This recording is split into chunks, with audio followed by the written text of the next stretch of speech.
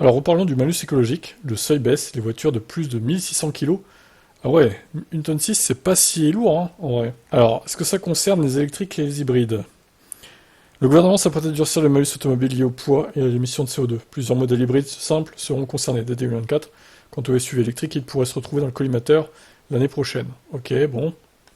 Bon, après, je vais me répéter, mais ça me choque pas que les grosses voitures électriques lourdes soient sanctionnées également. Je trouve ça normal. Quand tu vois des tanks de 2 tonnes 5 ou voire plus, même 2 tonnes, hein, franchement, c'est lourd, hein.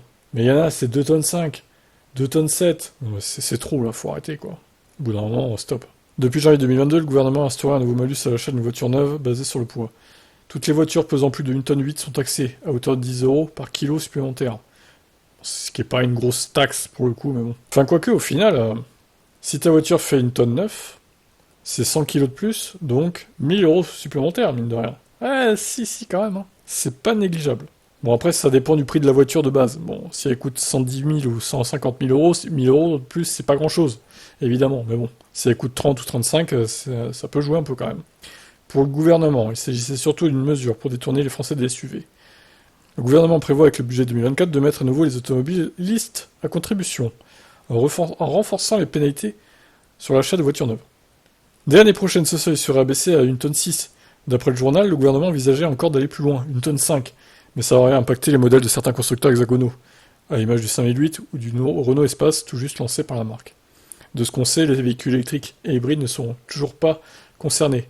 Alors, hybride rechargeable, attention, hein, précisons, pas hybride simple. Néanmoins, les choses pourraient changer en 2025.